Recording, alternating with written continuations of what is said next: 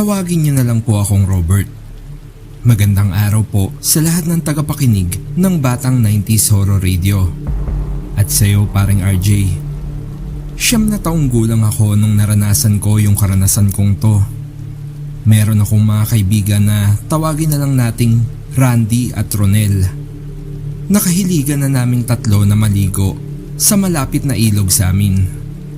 Ito ay kahit pa nga talaga namang napakadumi ng tubig ilog sa lugar namin. May mga lumulutang kasi na basura at madalas pati pa nga mga patay na hayop. Pero nung panahon na yon, wala kaming pakialam. Masaya kami sa paliligo. Aaminin ko po na may pagkapasaway ako ng mga panahon na yon. Lalo pa nga pagka kasama ko sila Randy at Ronel.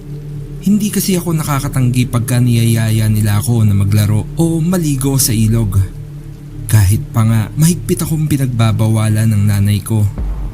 At sa tuwing nahuhuli nga ako, ilang hanger talaga ang napuputol sa puwet ko kakapalo. Pero dumating ang isang araw na sa tingin ko nagpabago sa pagiging matigas ng ulo ko. Buwan po ng tag-ulan noong dekada 90, pinuntahan ako ni Randy at Ronel sa bahay para ayain lumabas at maligo sa ulan. Pero dahil nga nasa bahay yung nanay ko nung araw na yon, hindi ako makakalabas. Malakas po yung ulan nun. May bagyo. Kaya hindi din lumabas si nanay para magtinda sa palengke. Wala nga akong nagawa kundi sumilip sa bintana namin habang pinapanood yung dalawa kong kaibigan sa labas. Giliw na giliw sila. Nag-aalan ninja pa nga si Randy habang naka-Indian seat sa ilalim ng buhos ng alulod. Si Ronel naman, tinatabo yung mga sinasahuran ng ulan at masayang binubuhos ito kay Randy. Inggit na nga ako noon at ilang beses pa akong sumubok na magpaalam kay nanay. Nay, please, saglit lang ako. Pag tumila rin papasok din ako kagad. Magtigil ka nga, Robert. Kita mong bagyo yan Baka mamaya maliparang ka pa ng mga yero o mabagsakan ng kung ano-ano. Kita mo nga ako nga, hindi nga ako nakapagtinda dahil delikado Tapos ikaw lalabas ka para maglaro. Matapos nga akong tadtarin ni nanay ng sermon, wala na akong nagawa kundi buksan na lang ang TV at manood. Muli kong sinilip sila Randy at Ronel sa labas, pero wala na sila ron. Napilitan na lang ako na maghanap ng programa sa telebisyon na pwede kong mapaglibangan. Kaso, wala Puro telenovela sa hapon ng palabas kaya nagtiyaga na lang ako sa shopping channel. Matapos nga ang ilang minuto, di ko na malaya na nakatulog na pala ako. Nagising ako ilang oras ang nakalipas dahil sa sobrang lakas ng hangin at ulan. Wala kasi kaming kisame at direktang bubong na yero ang binabagsakan ng tubig ulan. May kadiliman na nung oras na yon. Ilang saglit pa nga ang lumipas, bigla na lang nawala ng kuryente. Napatakbo ko sa kwarto nila nanay at saktong palabas naman siya na may hawak ng kandila. Nay, peram ako ng flashlight. Wika ko sa kanya. Andon, kapain mo na lang. Nasa tabi ng higaan namin. Nagmamadali naman ako na hinanap yung flashlight. Medyo madilim pero kahit paano may naaaninag ako. Nang mahawakan ko nga yung flashlight, tila may malamig na hangin na dumaan sa bato ko. Kasabay ng mahinang bulong. Robert, tulungan mo kami. Pamilyar yung boses. Parang sila Randy at Ronel. Napakunotang noo ko sa pagtataka. Paano ko sila maririnig ng ganun kalinaw sa lakas ng ulan? Kahit pa nga si nanay na nakasalubong ko kanina, kailangan ko pang pasigaw na kausapin para magkaintindihan kami.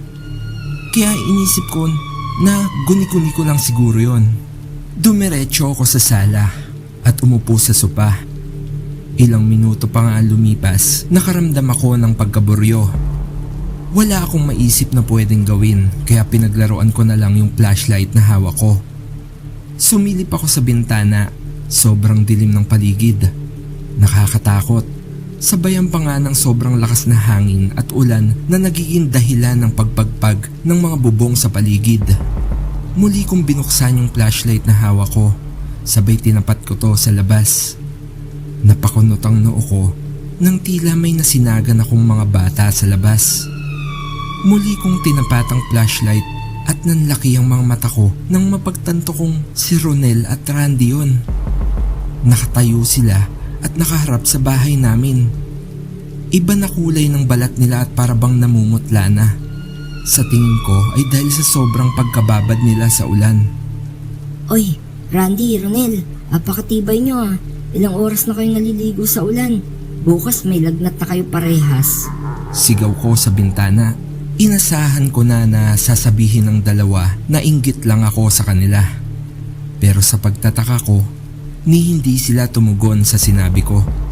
Pinatay bukas ko pa sa kanila yung flashlight na dala ko pero nanatili silang nakatayo at nakatingin sa akin.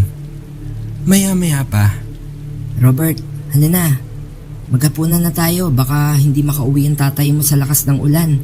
Ano bang sinisilip mo dyan? Nay, sila Ronel at Randy naliligo pa din sa labas. Napakunot ang noon nito sabay kinuha ang hawak kong flashlight. Tinapat nito sa labas sabay wikang, Wala naman ha. Paanong magkakabata pa sa labas ang lakas ng hangin at ulan? Ang dilim pa nga ng paligid Muli kong tinignan ang labas at laking taka ko nga dahil wala nang ang tao. Sinunod ko na nga si nanay at kumain na kami ng hapunan. Maya-maya pa nga, matapos kaming kumain, pumunta na ako sa kusina para maghugas ng pinggan. Si nanay naman, pumasok na sa kwarto.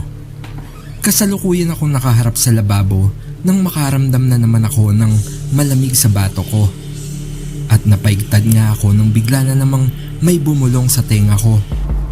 Robert, tulungan mo kami. Sa pagkakataong yun, sobrang lakas na at malinaw na yung pagkakabigkas. Lumingon-lingon ako sa paligid pero wala akong nakita na kahit na sino o kahit na ano. Nagmamadali akong kinuha yung flashlight at tumakbo sa sala. Binuksan ko ito at pagtapat ko sa bintana, laking gulat ko na andun sa harap mismo sila Randy at Ronel. Nahulog ako sa sopa sa pagkakabigla pero muli ko silang inilawan sa bintana. Nanlaki ang mga mata ko sa kilakbot nang mapansin kong sugat-sugat ang mukha ni Ronel. Si Randy naman, tila namamagana ang mga mata. Anong nangyari sa inyo mga pre? Nagmamadali akong nagpunta sa pinto para buksan habang sumisigaw pa kay nanay. Agad naman siyang lumabas ng kwarto at nagtataka pa akong tinungo. Ano yan Robert? Ba't mo binubuksan yung pinto? Sinong nasa labas ka mo? Pagbukas ko nga ng pinto, malakas na hangin ang sumalubong sa akin.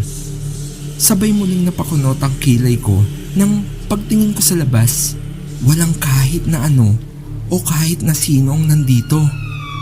Hindi ako maaaring magkamali. Andito sa harap ng bahay namin kanina, sila Ronel at Randy. Nagmamadali naman si nanay na sinarado yung pinto habang sinisermonan pa ako. Imbis na magdahilan kay nanay, naistatwa ako sa pagtataka. Nagtaka naman si nanay sa reaksyon ko kaya napatigil din ito sa pagbubunganga. Maya-maya pa nga, papasok na sana siya uli sa kwarto niya nang bigla na lang may kumatok sa pinto. Malakas ang katok, nagkatingin kaming dalawa at sinigurado ko muna na narinig din ni nanay yung katok, sabay binuksan ko na nga ito. Inakala ko na sila Ronel at Randy to pero nagulat na lang ako dahil si tatay pala at basang-basa na ng ulan. Nang makita ko nito, agad niya akong niyakap. Kaya nagtaka ako, pati na din si nanay. Ba't umuwi ka pa? Sobrang lakas ng bagyo Wika ni nanay. Ay nako, hindi nyo ba nabalitaan? Yung anak ng katrabaho ko, yung isa sa kaibigan nitong si Robert, yung Randy ba yun? Inano daw sa ilog kaninang hapon habang naglalaro. May kasama daw na isang bata pa. Ang buong akala ko nga, itong si Robert na yung kasamang naanod Kaya nagmamadali akong umuwi. Hanggang sa ngayon nga daw hindi pa nahanap yung dalawa. Tila ba binhusan ako ng malamig na tubig nang marinig ko yung sinabing yon ni tatay.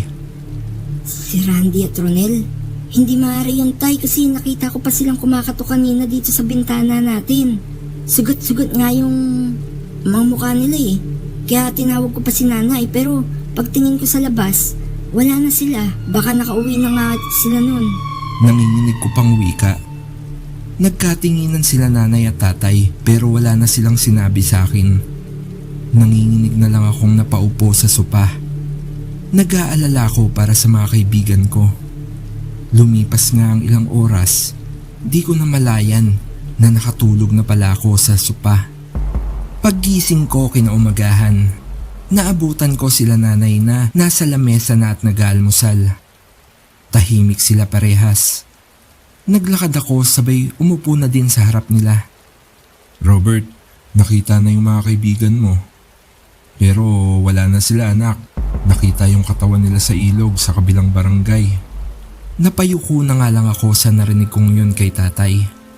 Maya-maya pa, tumulo na ng kusa yung luha ko. Maghapon akong umiyak nung araw na yon. Ilang araw din ang lumipas bago ko nakayanan na puntahan yung burol ng mga kaibigan ko. Sarado yung mga kabaong pero narinig ko sa mga nanay nila habang may kausap na puro sugat daw yung mukha ni Ronel at si Randy naman walang sugat pero magang-magana yung mukha nung makita ng mga rescuer. Doon nag-flashback sa akin lahat ng nakita ko nung gabing may bagyo. Ganon-ganon din kasi yung itsura nila Ronel at Randy nung nasa harap sila ng bintana namin. Doon ko palang napagtanto na multo na pala sila nung oras na yon. Pero imbis na takot, lungkot lang yung naramdaman ko nung mga oras na yon. Lumipas po ang mga panahon. Nagkaroon na uli ako ng mga bagong kaibigan. Pero kahit kailan, hindi na uli ako naligo sa ilog. Hindi na din ako naliligo sa ulan. Naging mas masunuri na rin ako sa mga magulang ko. Ilang dekada na ang lumipas pero hindi na uli nagpakita o nagparamdam sila Randy at Ronel. Kung nasan man sila ngayon, sana masaya na sila. Sa mga nakikinig, ingat kayo lagi lalo pag may bagyo o kung anumang sakuna. Ingatan natin yung mga mahal natin sa buhay. At sa mga bata, huwag matigas ang mga ulo at sumunod lagi sa mga magulang nyo. Para sa kapakanan nyo din naman pag nasasabihan kayo at pinagbabawalan. Hanggang dito na lang yung kwento ko paring RJ. At good luck at God bless sa channel mo. Gumising ka isang madaling araw ng 1999. Malakas ang ulan. Malamig ang paligid. Tinignan mo ang relo mong Baby G at pinindot mo ito para umilaw. 5:30 pa lang. Masyado pang maaga para mag-asikaso. Lumabas ka sa kwarto at nakita mo ang iyong ina na naghahanda ng bigas at tsokolate para lutuin. Lumingon ito sa iyo at nagwikang, Natulog ka pa anak at mukhang malakas ang ulan. Malamang walang pasok. Hindi ka na inaantok kaya imbis na sundin siya, umupo ka sa lumang sopa na pinatahian lang ng nanay mo ng bulaklaking cover para magmukha pa ring presentable. Kinuha mo ang remote ng TV para buksan ito. Nagsimula na ang pang-umagang programa at inabangan mo kung magsususpindi ba ng pasok sa lugar nyo. Naisip mong malamang bahana din sa labas sa magdamag na pag-ulan. Kaya nagdesisyon ka na din sa sarili mong wag na lang pumasok kahit pa hindi magsuspindi. Nilingon mo ang iyong ina na kasalukuyan namang naghahasa ng kutsilyo. Lumingon ito sa'yo at ngumiti. Ngumiti ka rin pabalik at humiga patagilid. Niyakap mo ang maliit na unan habang ginagawa mong komportable ang posisyon mo sa sopa. Pero maya-maya pa, unti-unting nanlaki ang mga mata mo sa naalala mo na pabalikwas ka sa pagkakahiga. Anak, bukas pa kami makakauwi ng tatay mo. Na-stranded kami dito sa lola mo. Apakalakas ng ulan.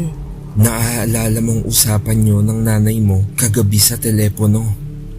Nakaramdam ka ng kakaibang kilabot. Kaya muli mong nilingon ng marahan ang kusina. Wala na dun ang nanay mo. Tumayo ka para hanapin siya. Nay, paano pala kayo nakauwi kagabi? Nanginginig mong binigkas habang nagsisimula kang isa-isahin ng kwarto. Nagsimulang kumabog ang dibdib mo, lalo na nang mapagtanto mong wala ni isang tao ang nasa bahay nyo.